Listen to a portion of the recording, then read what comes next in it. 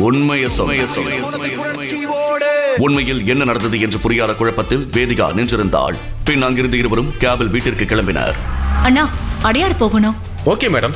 எப்பவும் பிஸியா இருக்கிற ரோடு இன்னைக்கு வெறிச்சோடி இருக்கு. என்னாச்சு? விஷயமே தெரியாதா மேடம்?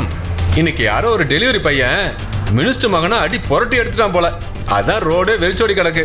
நாடி நரம்பெல்லாம் ரத்த வெறி ஊறி போனவனாலதான் இவ்வளவு கொடூரமா அடிக்க முடியும்னு ட்ரீட்மெண்ட் கொடுத்த டாக்டர்ஸ் பயந்து போயிருக்காங்களாம் என்று கேப் டிரைவர் உற்சாகமாக சொல்ல வேதிகா சர்வாவை ஓரக்கண்ணில் பார்த்தாள். சர்வா எதுவும் நடக்காதது போல அமைதியாக வேடிக்கை பார்த்துக் கொண்டிருந்தான். சில நிமிடங்களில் வேதிகாவின் வீடும் வந்தது. எதுவும் பேசாமல் வீட்டிற்கு உள்ளே போன சர்வாவிடம் வேதிகா, சர்வா, உன்கிட்ட கொஞ்சம் பேசணும். உண்மையிலே நீ யாரு? காலையில நீ அடிச்ச அந்த மினிஸ்டர் பையனும் அவனோட ஆட்களும் ஹாஸ்பிட்டல்ல சாக கிடக்குறாங்க. மினிஸ்டர்ஸ், போலீஸ் எல்லாருமே உன் மேல ஆக்ஷன் எடுக்க பயப்படுறாங்க. லோன் தரமாட்டேன்னு சொன்ன அந்த பேங்க் மேனேஜர் நீ பேசினதுக்கு அப்புறம் கால்ல விழுந்து பணத்தை தரேன்னு சொல்றான். நீ யாரு? மும்பைல என்ன பண்ணிட்டு இருந்த என்று வேதிகா கேள்விகளால் துளைக்க சர்வா எதுவும் பேசாமல் உள்ளே சென்று கதவை மூடி திரும்பி நின்றான். வேதிகாவின் கேள்விகள் சர்வாவின் காதுகளில் எதிரொலிக்க சர்வாவுக்கு தனது கடந்த கால நினைவுகள் கண்முன் பிளாஷ் ஆக்கின.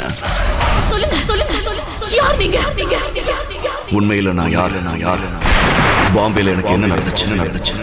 எனக்கும் தி கிரேட் டைகர் ராஜனுக்கு உள்ள தொடர்பு என்னன்னு முழு வீடியோவை பாக்கெட் FM தமிழ் யூடியூப் சேனலில் கண்டு மகிழுங்கள்.